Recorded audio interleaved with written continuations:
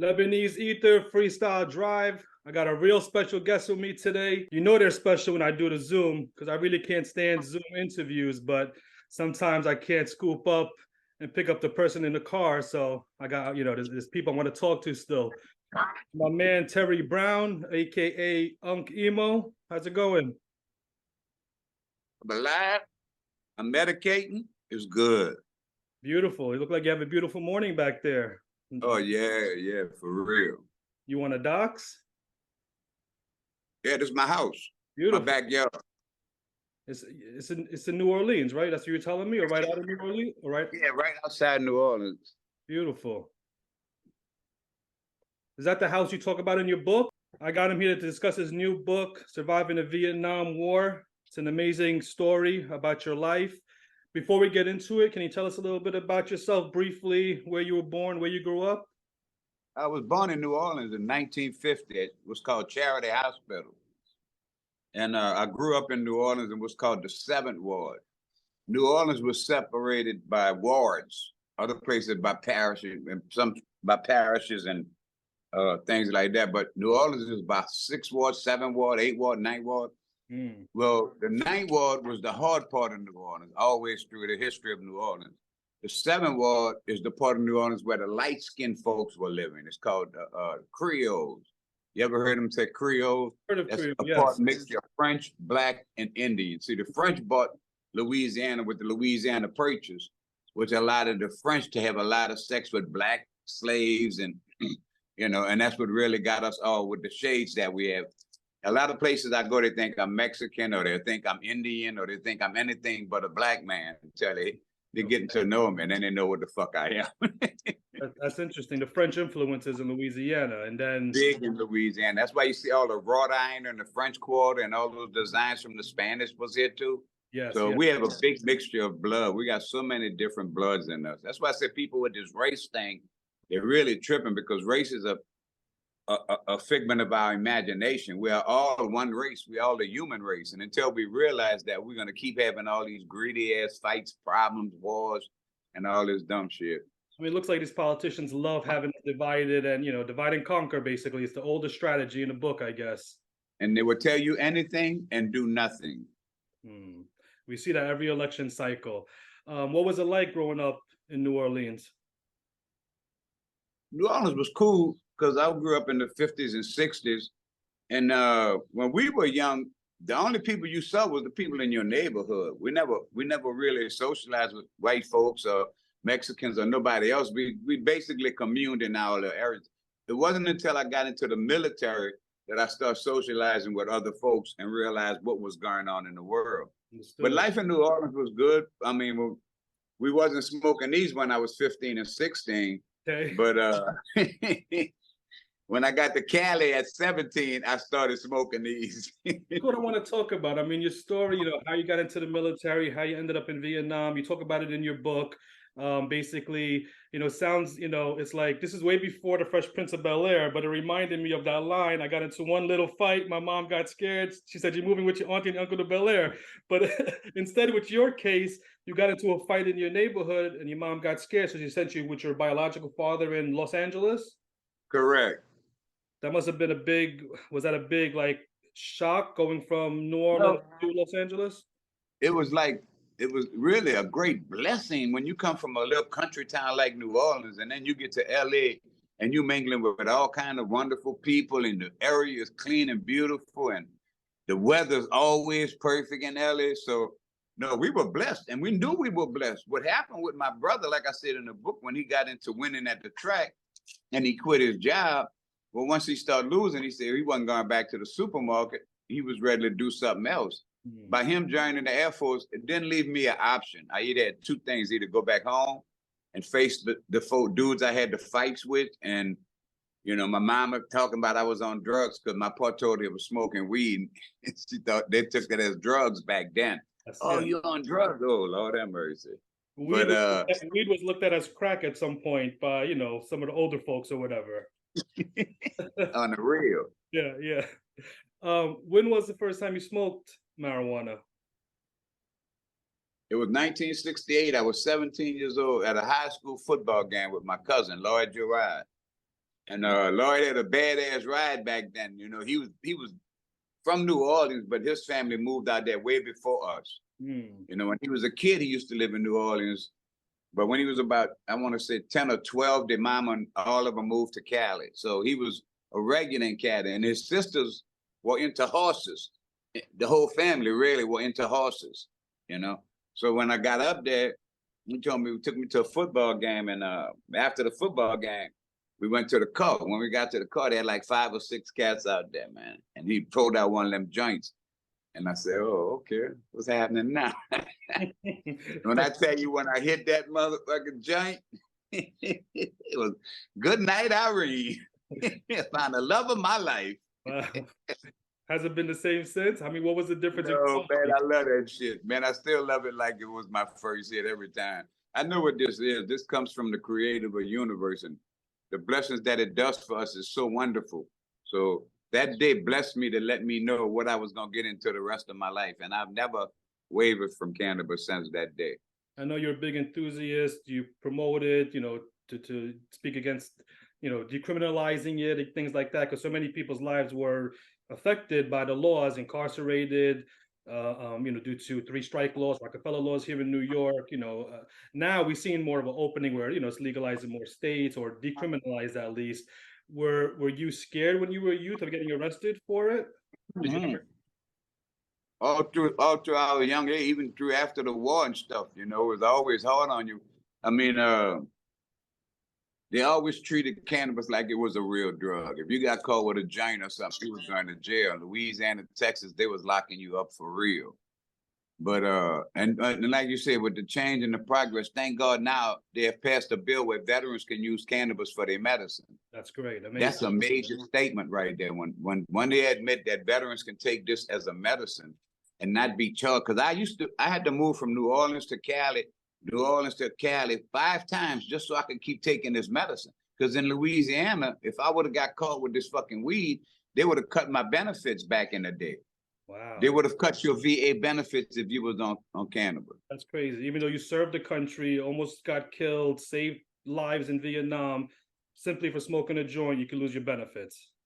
That's, you know, it's a crazy policy, and I'm happy that it's changing, you know, state to state. Hopefully at one point it's a federal change at the federal level instead of right. State. That's how I first got to, you know, that's how I started first following your page. You know, it was through my boy Born Majestic. I know he follows you too. He's a New York rapper. You know, that's my boy. Yeah, that's my people. So, you know, it was during your viral video when you were smoking weed in the Uber, and you know, you asked the Uber driver, "Can I smoke?" The Uber driver said yes.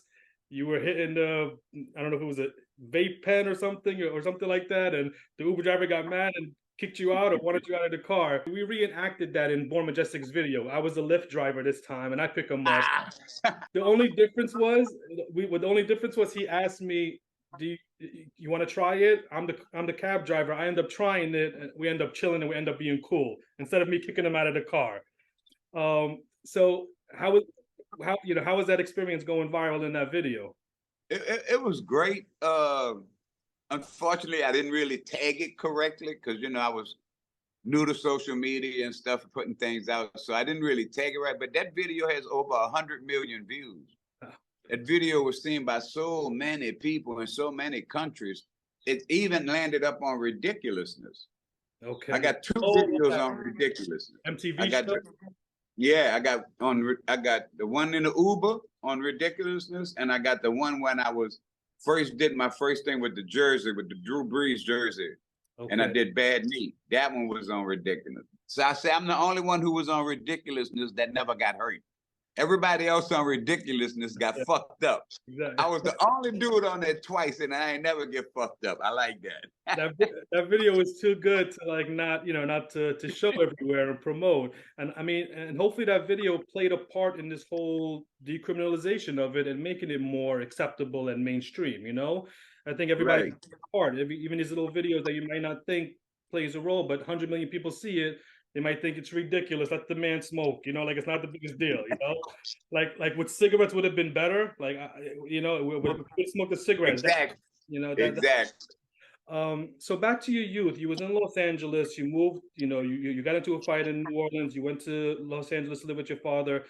you know, your brother was making money, but then he kind of lost the money, so he ended up joining the military himself. Right. He went into the Air Force, and I had my uncles. All of my uncles had been in the military before, so we were like a military type family, more or Yeah. less. So, all right, go away, little dude. So, when he went in the Air Force, I went to talk to the recruiter, and the dude told me 4 years. I said, that's too long. So I talked to an Army recruiter.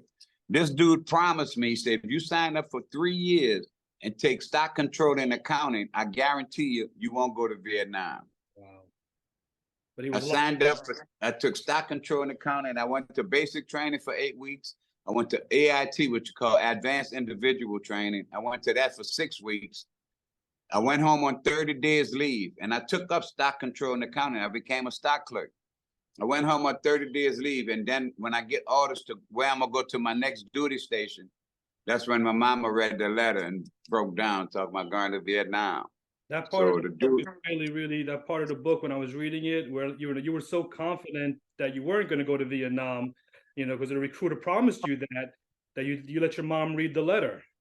right? Yeah, I'm thinking I'm going somewhere stateside or maybe Germany or somewhere, you know.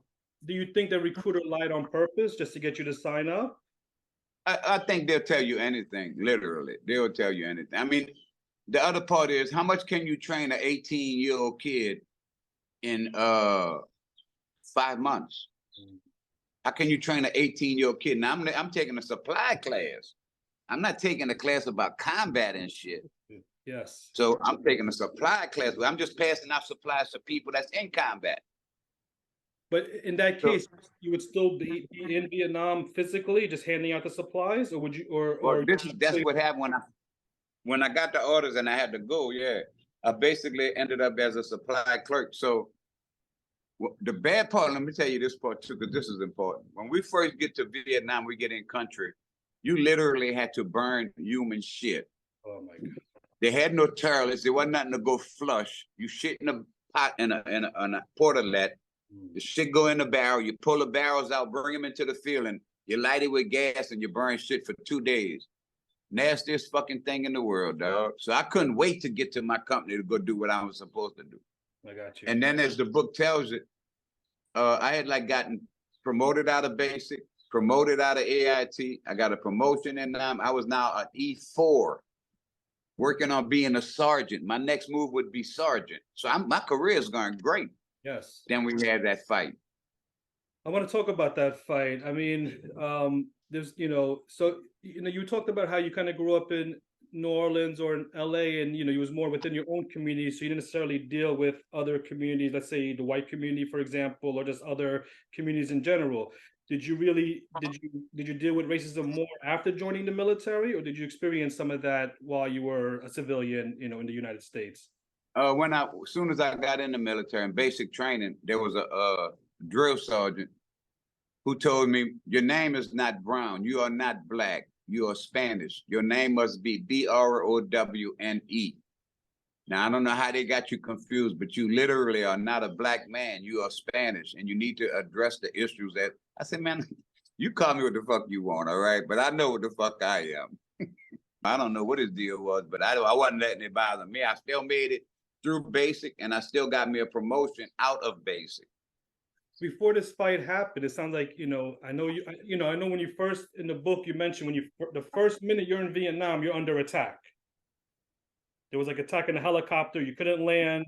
You guys, Well, it was the plane, it was the airport. It was hitting the airport. Okay. So we had to keep circling, you know. So that was your first experience in Vietnam. What was you thinking at that moment? What were you thinking? Like, man, the plane when we went to Vietnam, that flight was fuck like 20-something hours. We had to stop in Japan and refuel. That's how far the flight was. So the whole flight to Vietnam was quiet as a motherfucker. While we circling that airport, while they hitting the airport, there wasn't nobody saying a fucking thing, dog. We was just all like praying. Just let us get through this shit. You know what I'm saying? Can we even just land this motherfucker? It took a while, but it finally landed. And then they rushed us into the airport.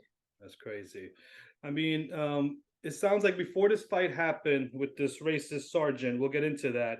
it sounds like at the same time, in a weird way, you were also having a good time in Vietnam in a weird way. Like it's Well, it's contradictory, but how there was it party. was a hell of an experience for an 18-year-old kid hit a foreign country. And now all of a sudden, you growing up into a man before you even realize what manhood is good, So when we first get in country and I'm doing supply work, yeah, things are going great. I mean, we go to the basketball courts in the evening and we smoke our weed and shit. We was partying after work. So life was good. It was really good, Every now and then we get some incoming rounds, they try to hit.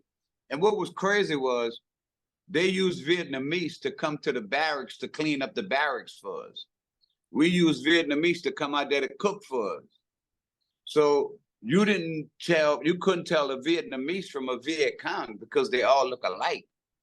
So we sometimes were bringing the enemy into the compound who was giving information to the Viet Cong about where everything was on the base. So they would know where to shoot the rockets when they would shoot their little mortar rounds at us. Good. And I mean, it is, the United States being involved in this war. I know we could look back now and a lot of people end up saying it wasn't the right thing to do. What was the point of being there? Our soldiers getting killed, also killing people there. Like, what was the point of all that? What did we accomplish at the end, with this war? It looks like, do you feel that at that time, were you critical of the war, or you were just like, I'm a soldier, I'm here to serve my country? No, we knew they were fighting for oil rights. It became a survival mode especially after we went through that fight and I lost all respect for the military. I no longer respected the government at all. I don't have no respect for the army. I have no respect for officers. If you pull this kind of shit on veterans that's fighting for their country and fighting to keep freedom, then I lost all respect for you. So after that, my career just started to plunge and plunge and plunge. With this incident was it a sergeant? He wanted to go for a late night snack. He didn't want the black soldiers to enter it. Was that the case? Yeah, we had a party at an EM club. After the party, he took the band, the dancers, and his friends to the mess hall for late night snacks. Well, when we saw that, we get in line too. But when we get to the door, he pushes us back. He said, "No niggas allowed." Naturally, that caused a fight to ensue. And regardless of what he said or why the fight started, get past the fight. The fight is immaterialistic at this time. What's important is the actions that you took after that fight. You did not give these men an Article 15 or a court-martial, which is military justice. Which what should have typically happened. That's what should have happened. Now, if I'd have got an Article 15, it would have knocked me down to an E3. I work hard again, I get back to an E4 in maybe 3 or 4 months. And I still can get a sergeant before I get out the army. But when you fucked over me and made me lose all concept of what I'm serving this country for, and you fucked over 4 of my friends like that, whose names I can't even tell you because we were kids back then at 18. That's 53 years ago. I can't remember nobody's name that long. And I don't have documentation to show their names because I never found out where they went or what happened to them. And that depresses me many times, but I'm very spiritual. And I know depression is just a state of mind. So I deal with depression like I deal with everything else, Like I got a big ass B on my knee right now, but if I don't fuck with him, he ain't gonna fuck with me.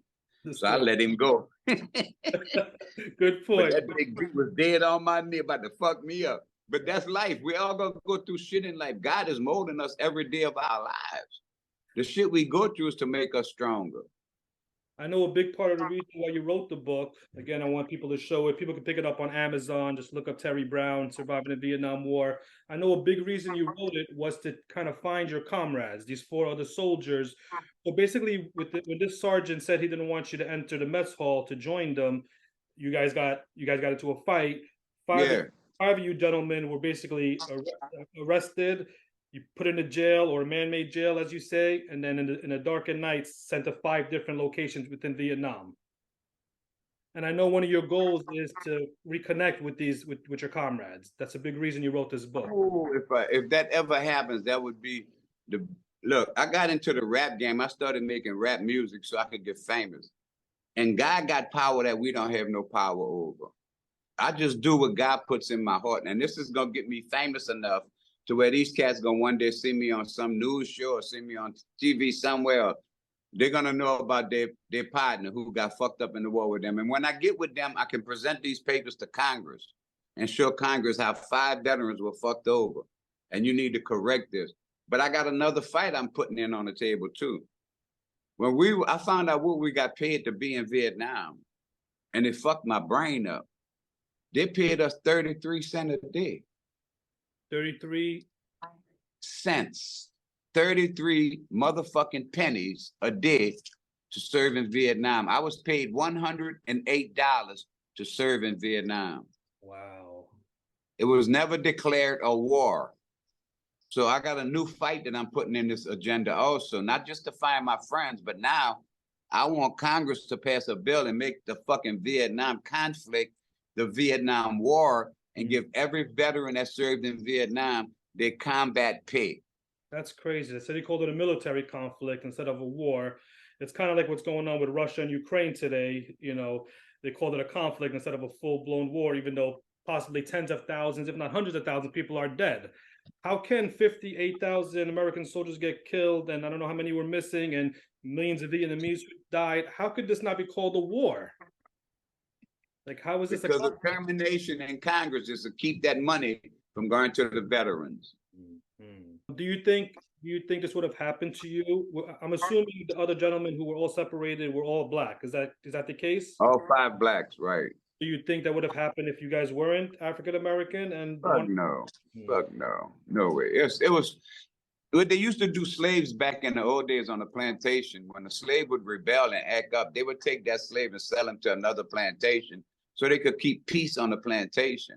And basically, that's what their agenda was. Let's get rid of these 5 black motherfuckers, and we're not gonna have no more problems on this base, literally. Now, this is my foe here. We're never going to catch the ones that did this because they're probably gone by now. But they had too many acts. In other words, you connived and got on the phone with 5 different company commanders and made a deal for them to take a fucking prisoner who only got in a fight away from the company that they were trained to do, because I lost everything I was trained to do was no longer the same no more. I got sent to a 510 engineers company where I began to pull guard duty at the ammo dump. Wow. You know what the enemy wants to hit more than anything? The ammo dump. The fucking ammo dump. To get all the weapons and to use and to... Well, if they hit the right boxes and shit and cause explosions in that motherfucker. When this happened to you, was you already rewarded a Bronze Star? The Bronze Star came before the fight. That's crazy. So you had a Bronze Star for trying to save one of your comrades' life. There was an incident where you were under attack and the truck stopped or something, and you guys flew out the back of the truck. And the truck shifted gears. When the truck heard the bullet, he shifted gears, causing both of us to go off the back of the truck. So, and when the fight happened, my arm was still in a sling, and I had bandages on my head. So I wasn't really throwing but one fucking hand. That's all I had to use. So even though you were already a hero because you saved another soldier or tried to save another soldier's life, I'm not sure what ended up happening with him, but you were injured at that time. You tried to save somebody's life. You obviously were awarded the Bronze Star. It's like, it just doesn't make sense how they would treat you this way as a fellow soldier. That's how deep the racism is. It's like, it's like you guys are fighting together, black and white soldiers there in Vietnam. You're supposed to have each other's back. How could you feel or treat your fellow black soldier that way just because they're different? And how could the mess sergeant, why would the mess sergeant be so evil to stop us at the fucking door and push us back and say niggas ain't allowed? Exactly. But you see, he was from Mississippi or something. You know what I'm saying? Where he was raised up with that kind of mentality. So shit happens, man. It's just that I just can't sleep with the fact of knowing that these 4 cats are still out there and that shit is on their mind just like it's on my mind. Mm-hmm. So if I could ever get to them, dog, and make this shit happen, that's gonna be the greatest day of my life. So I'm gonna keep making music. I'm going to Cali this week. I leave to go to Cali on the 7th, and I'm going to work on a comedy, and then I'm going to this big event in Vegas for the Wax. 710 is for Wax, a big holiday. Yes. So I'm gonna go to Vegas for that event. So I'm gonna keep on pushing, and I got good news. Today I'm getting on a call around 5 o'clock with some executives that have work with cannabis and VA. They want me to be the spokesperson for cannabis and weed and veterans. Nobody. That's the best choice they can make. Nobody's gonna be. Thank you, my brother. That's awesome. I'm happy to hear that. Thank you, thank you. When you were in Vietnam, were you writing letters to your mom or to your family? How did you communicate back home? Yeah, we sent letters and we got packages from home and stuff. As a matter of fact, one time one of our friends got a letter from his girlfriend, and they used to call them Dear John letters. And he got that letter, and that's the only thing we ever saw of him again, because he dropped the letter on the ground, then he went outside the perimeter and took off in the woods, and we ain't never saw him again. So we don't know if they killed him or captured him or what. But he lost his mind. He went AWOL? Does that it was like he committed, yeah. What's a Dear John letter? What does that mean? In other words, his girlfriend broke up with him. Okay, understood. While he was serving the time, and she sent him a letter telling him it's over and shit. I can't fuck with you no more. And he just took off. He couldn't handle it. I know you talk in the book about, smoking weed in Vietnam and then even other drugs later on. What was the weed like out there in Vietnam? Who was this Papa San guy that you mentioned in the book? Oh man, fuck, Papa San was so fucking cool.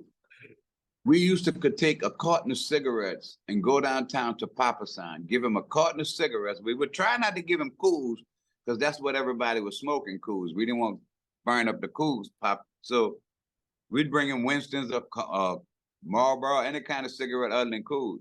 But when you give him a carton of cigarettes, that allowed you to smoke opium with Papa San all day till you can't smoke no more for a carton of cigarettes.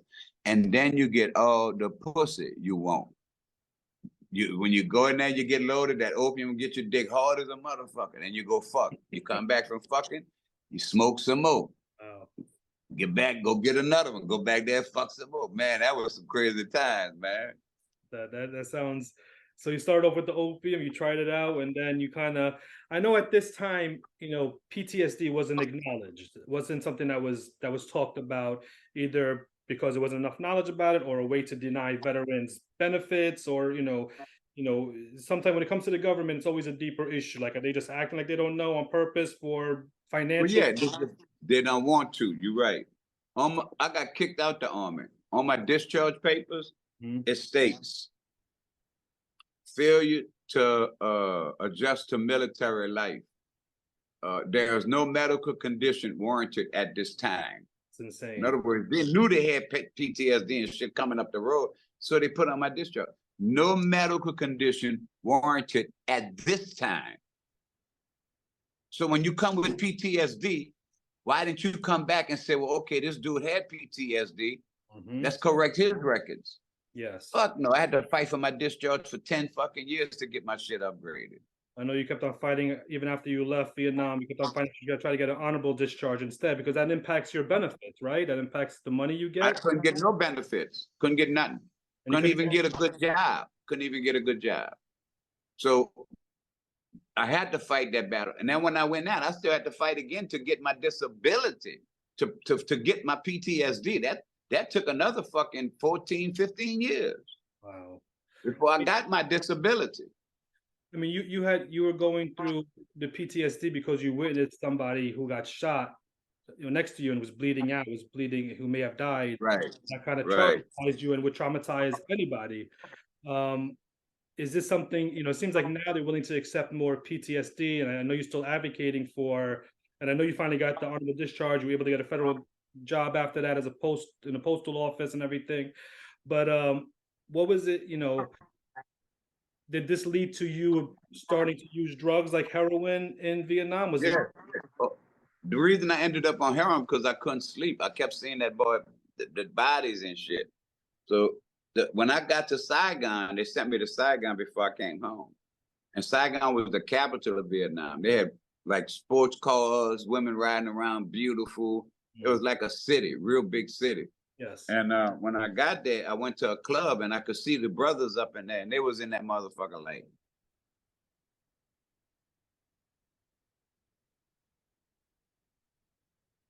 Nothing by nothing. Nothing was across. I had to get to that state, and that's what I told them. So what they started doing was they started skin popping me. They put it just under your skin, not in your vein. But that didn't do nothing. I mean, it gave me a little buzz, but it didn't do nothing to stop my mind from seeing this shit. But see, when I tell you, when they hit that main line and that fucking dope hit my fucking head, I was like,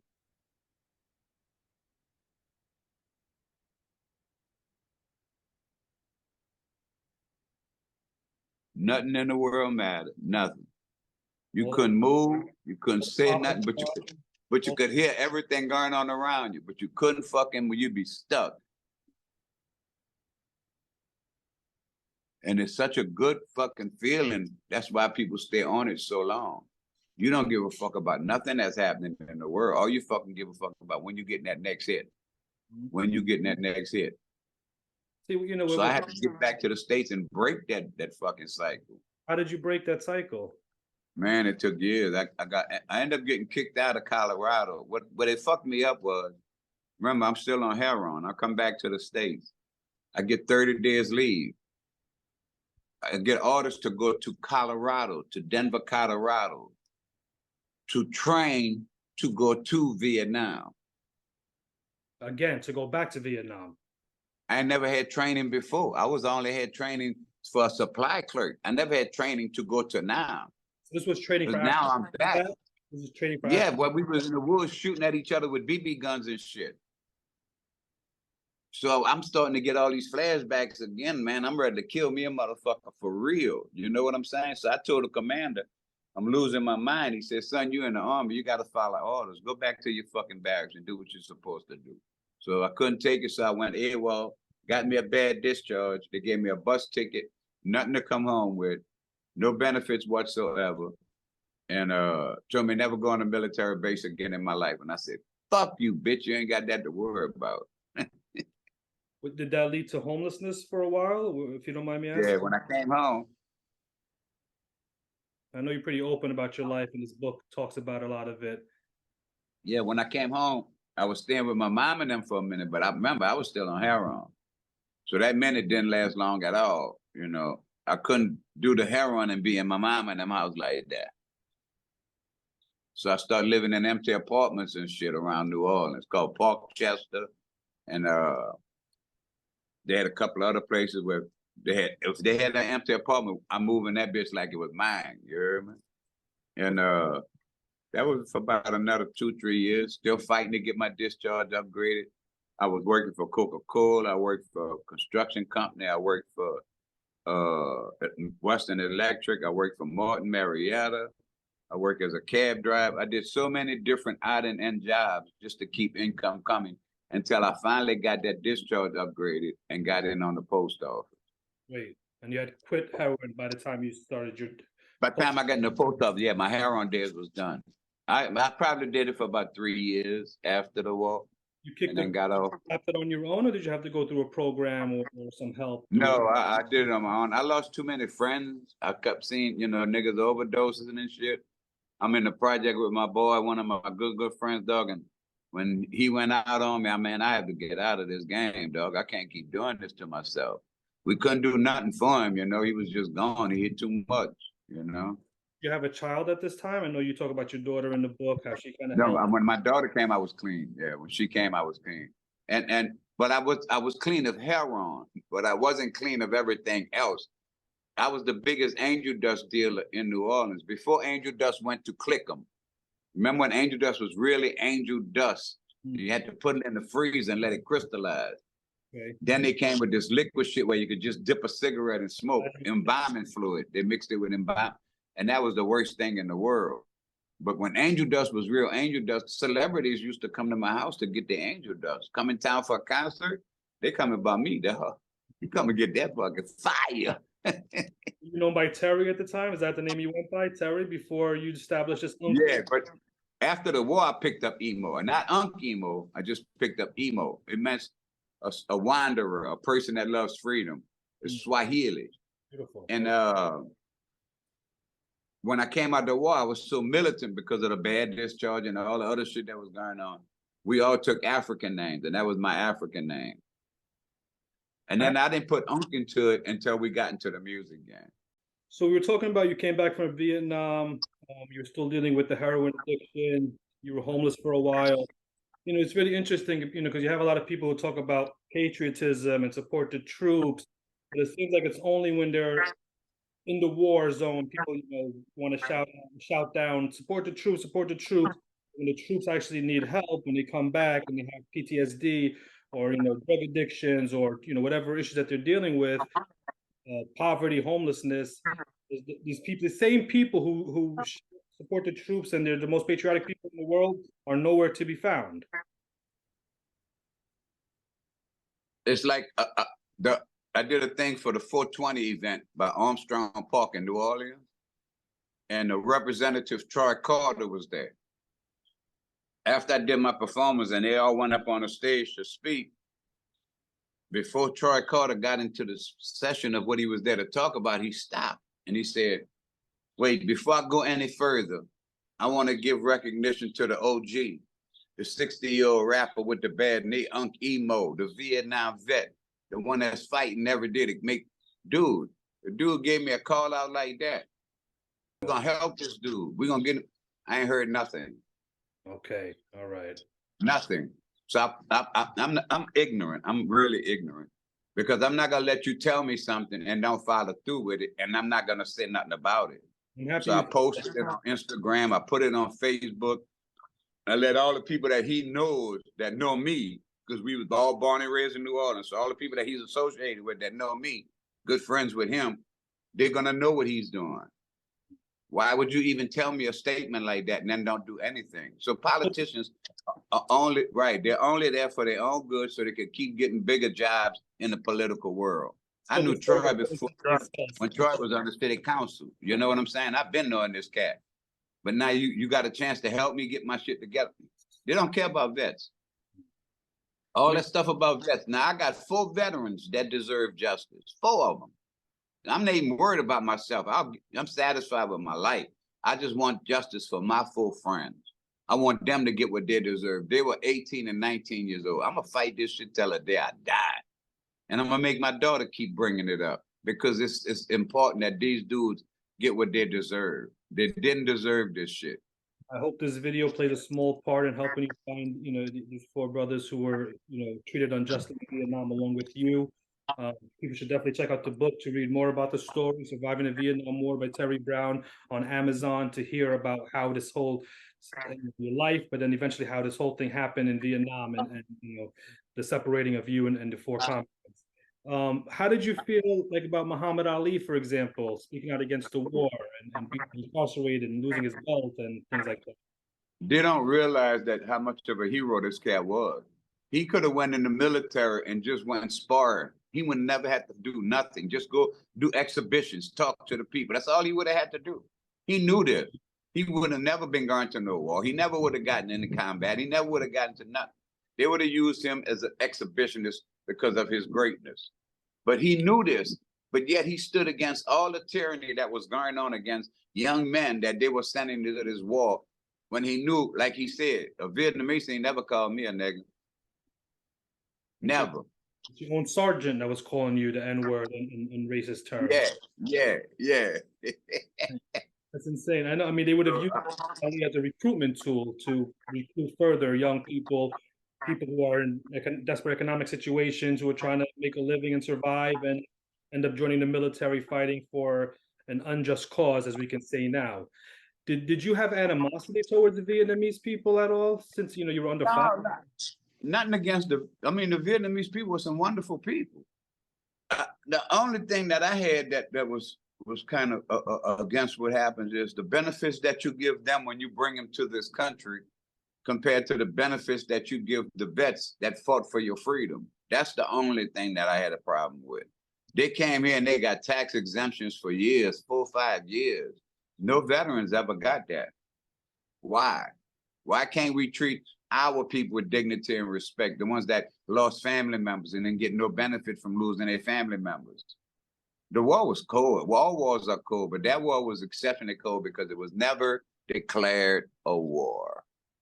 No, that's really interesting that it wasn't declared a war, even though even though it impacted our country for decades afterwards. You could say even today we have the effects of it. Some people say we didn't learn the lessons of the Vietnam War because we ended up in the Iraq War in the same situation. That what do we accomplish at the end? This government is about war. War is economics. War is money. War, when Dick Cheney and George Bush was president, they started that war in Iraq. That was for economics.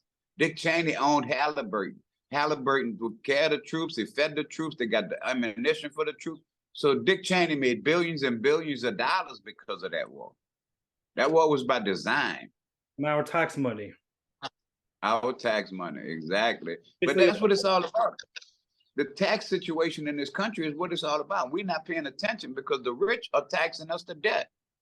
Trump gave them another big tax break, and plus he put a tax increase on everybody who makes under 400,000 every 2 years. And until we open our eyes and see that taxation is the fucking problem, that can fix everything. It can fix everything. It can fix racism and everything else, because if everybody got money, racism ain't gonna see any. What we need to work on is getting these police to stop killing fucking people every fucking day. This is getting fucking ridiculous. It never changed from the 60s, the 70s, the 80s, the 90s, 2000, 2010, 2020. They're still killing people like fucking crazy. I mean, what you're saying is very true in regards to the money, that money should be used to help, it's the citizens instead of funneling it to rich people or to Halliburton or whatever. It's similar to what Martin Luther King Jr. was saying. Some people say that he was assassinated really after speaking out against the Vietnam War and telling the United States government, all this money you're spending on this war should be spent within the Black community, the indigenous community, the poor community, whether white or Black. It should be spent here in the United States to help uplift people who are struggling instead of spending it on destruction and war and violence. But this government is not about the people. That's what we got to realize. This government is not for the government for the people. That's a crock of bullshit. It's not for us. So that's why my program, whenever I come, I always speak the truth, because I want everybody to know the real of what's going on. I serve this fucking country, so I got the right to tell the truth. It's not about for the people, man. It's not. And we the people are blinded by the light. They put all this stuff in front of our head. Oh, the submarine sunk. The rich people drowned. Oh, the rocket ship. Oh, they're going to the moon. They're spending millions of dollars. Who gives a fuck about all this shit? Oh, England, the Prince of England and the Queen of England. They got. Who give a fuck about all that shit? But they distract us. They keep us occupied with shit. Like sports. Football ain't even real football no more, bro. It's all about gambling. Do you feel like you were used by the United States Army and the United States government? Oh yeah, they use every man that goes into the military. It's about keeping their structure, the taxation in place, keeping their persecution of poor folks. Yeah, we fought for that. Fuck, that's what we fought for. Not good. When you started entering the music, what inspired you to start making hip hop? I know you made the song "Bad Knee," 60-year-old rapper with a bad knee, which was a hit, and the video's out there. People should check it out on your YouTube page. It's hilarious. It's fun. It's inspirational. What led you to pursue music in the first place? All things by God power. Literally, that's what I got on my shirt. All things in God's time. Literally, I wanted to do something to better my city on a major scale. And the best way you could do that is get in the music industry, become a rapper, make the money, and then you could do what you want. So I figured that would, but then I wasn't really interested in being a rapper. And my nephew, who's a producer, he said, why don't you give me a rap song? I said, nephew, I'm not a rapper. He said, man, you do anything you want. I look at you. When you play pool, you're the best pool player. When you go play golf, you're the best golf. Anything you do, you're the best at it. So if you rap, you're going to be one of the best at it. I said, yeah, right. Okay. But even in Vietnam, you were the best. You were climbing the ranks. Before the fight and all this happened, you actually put you all in. You were getting your stripes and everything. So it sounds like you're one of those committed people. Once you put your mind to something, you can achieve it. Commit to it, exactly. And I work until I get to be the best at it. Because everything that we do, we got to work at it. Nothing comes easy. You got to give it time. To be the best golfer, you got to practice 5, 6, 7 days a week. I'd play golf. We'd play like 45 holes of golf in a day sometimes. You heard me? all day from the morning till the night, but I wanted to be the best, and that's what it took. Same with pool. When I was 8 years old, we had a pool table. I started shooting pool at 8, and I started having to barely shoot like that. But as I got in the army, played pool more, I became one of the best pool players they got. Practice, and that's what I preach to my kids. Find what you love and practice that shit. So when I made that first song and it went viral, like you said, Bad Knee was everywhere. My producer figured I'm a star now because it was on World Star Hip Hop. So he wanted me to do a song with his rappers, a collab. Because none of his rappers' song ever went anywhere. None of his music. Just so having this song take off and go berserk. So when I asked him for another beat, he wouldn't give it to me. He said, I got a beat for you, but you got to do a collaboration. I said, I'm not ready for a collaboration. I got to make sure Unc Imo is out there good. So the song I had was called Deep in the Game. That's the second song I get. And on the beginning of the song, you can hear him when he says, yeah, you pissed me off, so I had to make you wait 6 months for this beat. So now I'm going to wear your ass out. I said, what I did? He still don't know till today what he was pissed off about. But he made me wait 6 months. But that's what I said, all things in God's time. Because I went on America's Got Talent. Did you? Okay, I didn't see that clip. Okay. They loved me so much. They made me go to 3 different tables in America's Talent. You go to one section. If they like it, they send you to another one. If they like it, they send you to another. I sent to 4 sections. After the 4th, when they said, can you come to the French Quarter? We want to film you like you headed to America's Got Talent through the French Quarter. I said, you fucking right. So I go down there at 5 in the evening. I got on these big high heel fucking Rick James shoes, and I got on a dreadlock wig, and I'm walking through the course. The motherfucker on the balcony holler, I'm Rick James, bitch. I'm rich. That's hilarious. Were you? Yeah. They never sent none of that footage. They never used none of that footage. Okay. When they saw my YouTube page with all the weed, they dropped me like a hot potato. That's how stigmatized weed was. But that's good though, because God got plans that we don't know nothing about. If I go there and they want me back, I gotta go make a quick record. And it might not be that good because I'm rushing. You know what I'm saying? That's why I tell y'all all things in God's time. God got a plan for you. That didn't deter me because America's Got Talent didn't fuck with me. That just gave me more motivation. I'm going to show you, motherfucker, better than I can tell you. I dropped this next hit, Deep in the Game, and that motherfucker went stupid. I love that song. The Deep in the Game is fire. It's a fire track. People need to check it out. I know eventually, what didn't work out with America's Got Talent, but who cares? Because you ended up linking up with Snoop Dogg instead and being part of his Thanksgiving Day special. How did that come about, linking up with Snoop? I tell people all the time, you got to believe in yourself and you got to invest in yourself. I spent $1,000 to go to a BET award event. That $1,000 got me access to where I could be around all the big celebrities and shit. I made a pimp cane for Snoop with gems and stuff on it. Yes, okay. And I went to the celebrity basketball game. And Beyonce was down sitting courtside, and all the celebrities was on the court warming up. And one of her songs came on, and I got up and I started jamming to that motherfucker. You heard me? Old man with the cane was cutting up. They was all watching me. So Big Percy, I got Big Percy to come over there, Snoop's bodyguard. I said, hey, Neff, tell Snoop I made a cane for him. I like to give it to him. You heard me? He said, all right. He go talk to Snoop. He come back, and he tell me, Snoop said, stay by the rail, and he gonna come fuck with you. Now, meanwhile, the people behind me all heard that.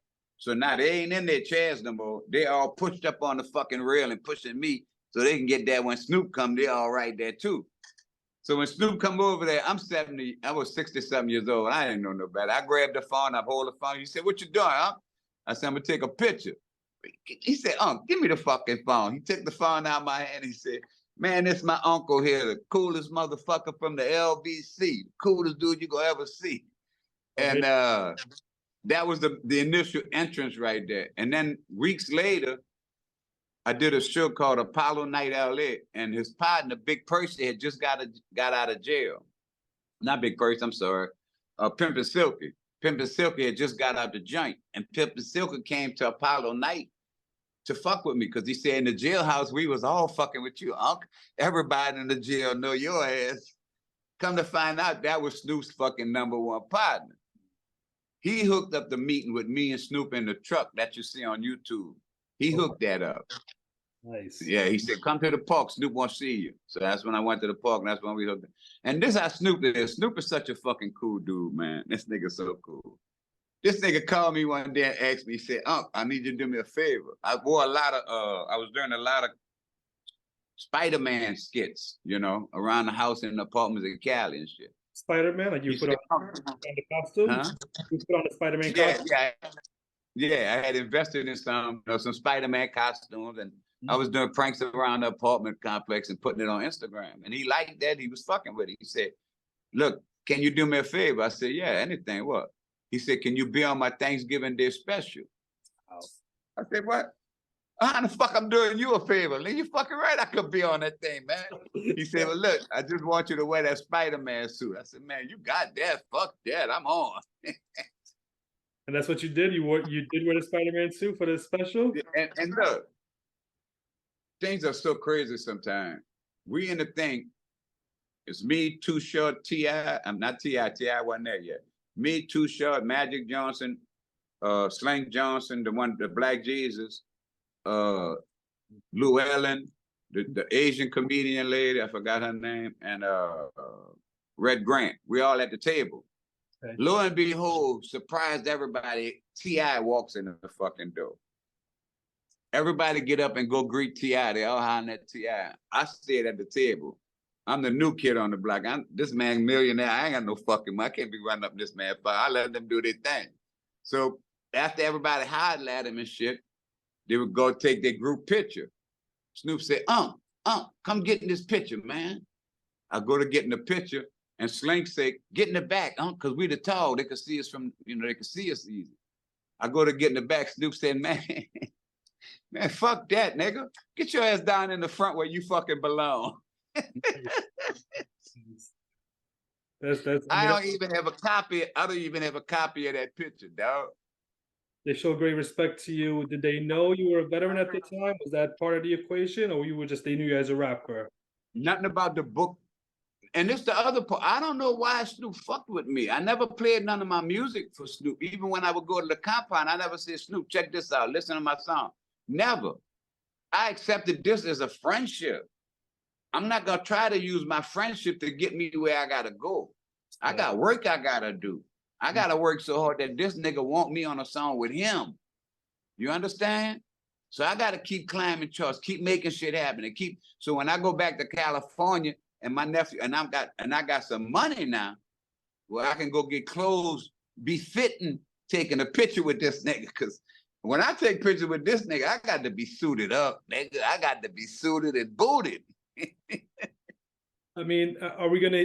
You just wrote the book, but are you still recording music? Are we gonna see an Unc Imo mixtape or an album at some point?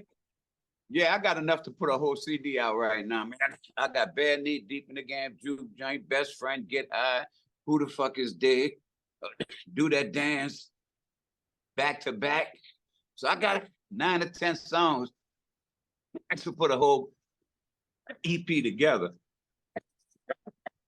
So yeah, I'm gonna be put one out soon. I'm getting ready to get with this organization. My main goal about everything is working for vets, everything. Love that. It's all about helping veterans and cannabis. That's my 2 goals right there. Long term, I want to have a church called the House of Cannabis, where we preach the word of God, not Jesus, not Christianity, nothing but God, the God that gave us life and the cannabis that he gave us to use. So that's my long-term goal. And people say, well, when the church go open? The church is in progress every day. I give sermons every day on my live. So I hold my church services every day. Now, if they want to come in the church and they know what I'm talking about, they're always welcome. Mm-hmm. So, and then eventually, when I do get big money, I want to build an amusement park in New Orleans East for the senior citizens. That'd be beautiful. All these old folks that's just living in their house, they're scared to go out to do anything right now. I want them to have an amusement park just for them, where they can go play putt-putt, they can have concerts, bring Tony Bennett to shit, old folks music, all kind of good shit for them, and they can be safe. So that's a big goal I got. Get with these artists and see if they can come up and give concerts to help benefit that. You know what I mean? These people deserve a living in the ending days of their lives, and they're not getting it right now. need to enjoy their life. They need to have a decent retirement plan. They need to have income monthly, decent housing, not food security, not worried about potentially being homeless, and as we see with a lot of Right. unfortunately. Ain't gotta worry about when I go get my groceries. I ain't gotta worry about getting shot or killed. Yeah. Exactly.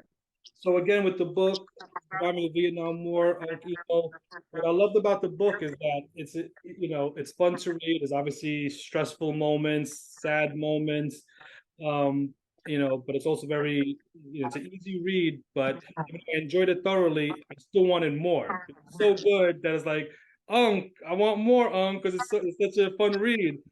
You I'm labeled it coming. volume one. Are we gonna see a volume two? Is that a possibility?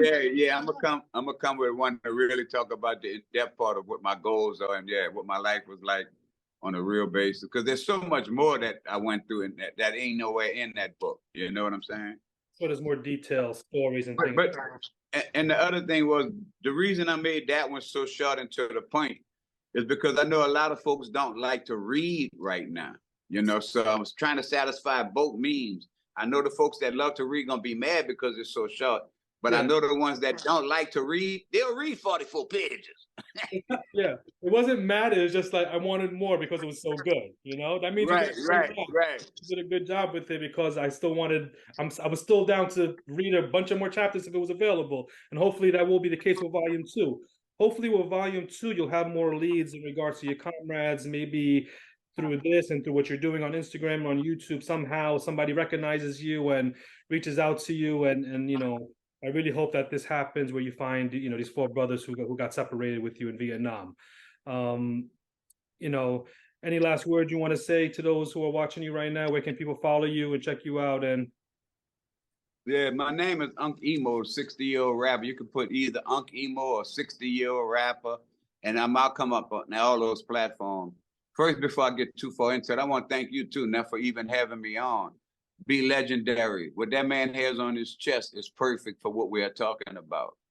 I'm gonna be legendary. They say, "Oh, you're already legendary." No, I don't think like that.